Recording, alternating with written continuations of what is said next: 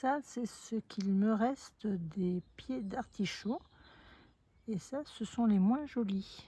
Les plus jolis, je les ai plantés à côté des autres. Je vais vous montrer ce qu'ils sont devenus. À côté de ces beaux pieds, voilà un joli pied d'artichaut, tout mangé. On voit bien, un zut est tombé. C'était une petite larve noire. Donc a priori, ce serait la noctuelle. Celle-là aussi, toute mangée. Et celui-là pareil.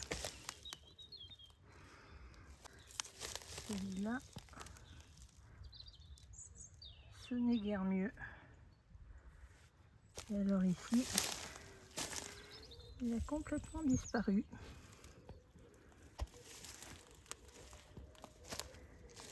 Donc je ne sais pas si ce sont les mêmes qui mangent les grandes feuilles comme ça. En tous les cas, la solution, paraît-il, c'est de faire un purin avec de l'ortie et de la tanaisie. Ce que je vais m'empresser de faire. Et voilà ce que je viens de trouver sur un de mes petits artichauts décimés, complètement mangés. Donc je pense que c'est la noctuelle. Si vous avez des idées de ce que c'est ou comment traiter, à part mon purin de tanaisie et d'ortie, je suis preneuse. Des orties, j'en ai partout, au pied de mes cassissiers. Tiens, voilà un joli bourdon qui est en train de polliniser.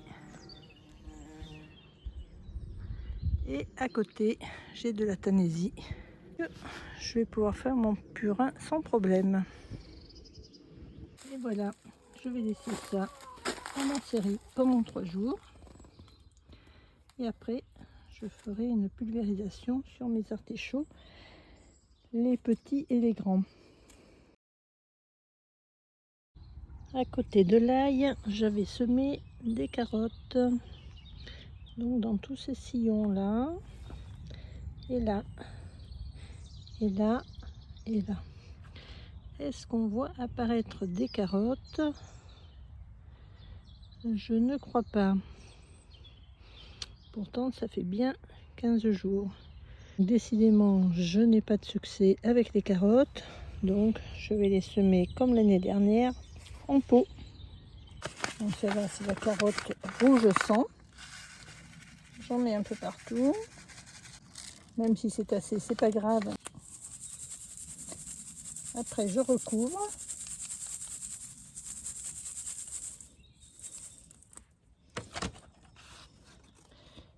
J'arrose bien et après je mets à tremper et je laisse dans une terrine avec de l'eau constamment au pied. Et comme ça, j'arrive à avoir des carottes que je repique ensuite, qui sont toutes tordues, mais c'est pas grave, j'ai des carottes. Voilà, j'ai fait ça avec 3 variétés, donc la carotte rouge sang, la carotte solvita et la carotte jaune du Doubs. On verra ce qui va pousser et je vous montrerai après comment je les repique. Une patate douce complètement ratée, pourtant c'est une des miennes. Elle commence à peine à faire des racines alors qu'elle y est depuis début février. Je ne sais pas pourquoi. Au début, je croyais l'avoir mis dans le mauvais sens. Parce qu'en fait, il faut toujours prendre une patate douce avec un côté pointu. Comme ça, c'est facile. On met le côté pointu dans l'eau et on est sûr de réussir sa patate douce. Donc, j'ai retourné. Ça faisait pareil. Je l'ai laissée comme ça. Elle est ratée. J'en ai acheté une du commerce. Elle commence juste. Donc, c'est là, le côté pointu, c'était facile à voir. Elle commence juste à donner des petites pousses. Donc celle-là, c'est pas des réussites. Celle-là, c'est des variétés rouges. Alors que la belle qu'on m'avait donné, une variété blanche, et elle est magnifique.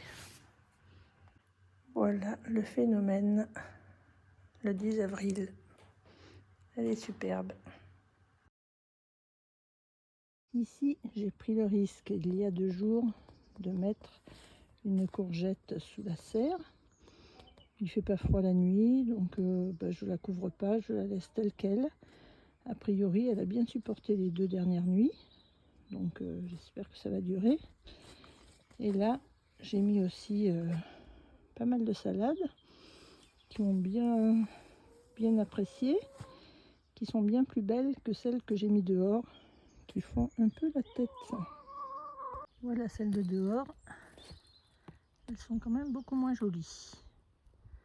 Il faut dire que sur cette bande, j'avais mis aussi plein de radis par ici. Et ma foi, il n'en reste plus beaucoup. Ils se sont tous fait manger. Donc j'espère que les salades, ça ne sera pas pareil. Bon, je me suis laissé aller à mettre des petits granulés qui ne sont plus bleus maintenant, mais blancs, qui sont aussi du fer, autorisé en agriculture biologique. Donc il y a encore quelques petits radis là, mais vraiment pas beaucoup. Et alors là, ça c'est un problème, parce que évidemment j'avais mis mes petits pois, ils se sont fait manger aussi ceux-là. Là, des épinards devant, et je vois une limace qui est en train de sortir. Là, voilà. Je pense que je vais mettre aussi des petits granulés de ce côté-là, parce que là, donc ce sont tous mes petits pois qui viennent du bac que j'avais fait pré-germer. Les épinards, ils sont un peu mangés quand même. Voilà. Et de l'autre côté, ce sont des petits pois que j'ai mis en pleine terre. Bon, pour l'instant, ils ont survécu, mais c'est pas sûr qu'avec les limaces qui commencent à sortir, ça dure très longtemps.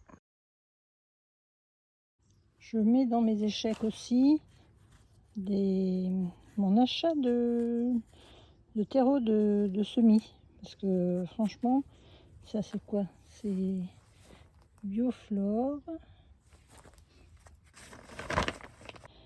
Et donc pour les semis, franchement, faut pas que les graines soient petites, hein, parce que il y a des espèces de cailloux, il y a des morceaux de bois, il y a des trucs durs, non décomposés. Ce terreau de semis, et je ne rachèterai pas la prochaine fois. D'ailleurs, j'en profite pour donner mon avis sur ce terreau-là. Hop, voilà. Et ben, il n'est pas terrible non plus. Voilà. Il est pas décomposé non plus. Donc après, j'ai acheté celui-là que j'achète d'habitude, de Solabiol. Et franchement, j'ai été hyper déçue aussi. Il est noir, certes, mais c'est pareil. Il y a plein de morceaux dedans aussi. Celui-là, terreau de semis, Super U. Il est presque mieux que l'autre, de Bioflore. Mais c'est pareil, hein. Il y a quand même des morceaux. Si on veut faire du semis de petites graines, ben ça va pas être génial. Quand même, celui-là, le terreau, c'est pour Solabiol. Là. Solabiol, c'est hyper décevant. Mon mélancier ou amélanchier me fait des fleurs magnifiques. Donc il est superbe cette année. Voilà une belle barquette de basilic. Et je suis super contente parce que en fait, juste les 28, le numéro 28 là, j'avais mis des physalis Goldie. Et je croyais que ça n'avait pas poussé. parce qu'ils étaient quand même assez tardifs. Et puis si, je vois qu'il y a 4 ou 5 jolis pieds. Je ne sais pas si vous connaissez tous les Physalis Goldie, mais elles sont excellentes. Je vais les mettre dans des petits pots.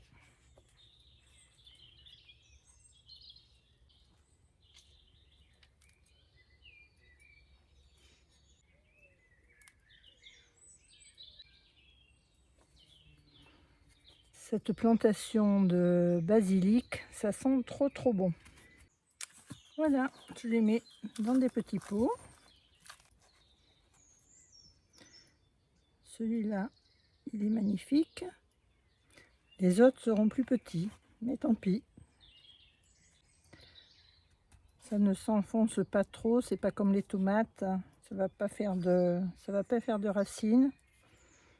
Et évidemment, on les arrose et je les mets dans la terrine à côté avec de l'eau au fond pour que ça soit bien imbibé. Voilà, pareil pour le deuxième. Et je vais faire les tout petits. Voilà, j'espère qu'ils vont grandir parce que là, ils sont pas très grands.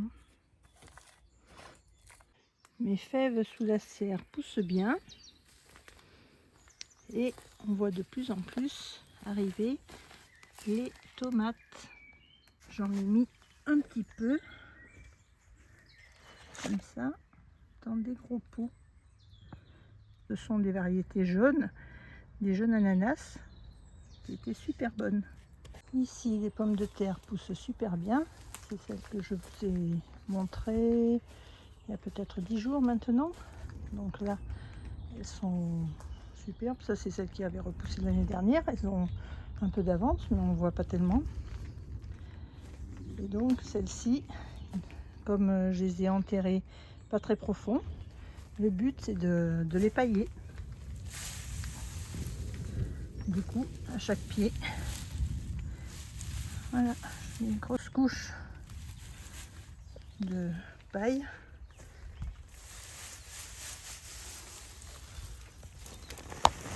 De chaque côté, voilà, parce qu'évidemment il ne faut pas que les pommes de terre dessous voient la lumière, elles verdiraient et elles ne seraient pas très consommables. J'en profite pour récupérer des petits plants de tomates. Donc celui-là il est bien gros, à côté ils sont petits, donc ceux-là c'est pas la peine de les laisser. Et celui-là, il est bien beau aussi. Donc il faut que j'en laisse un des deux. Je vais laisser celui-là. Et celui-là, je vais le mettre dans un petit pot. Ce qui serait trop proche si je le laissais. Tandis que celui-là, maintenant, il est tout seul. Il va pouvoir grandir.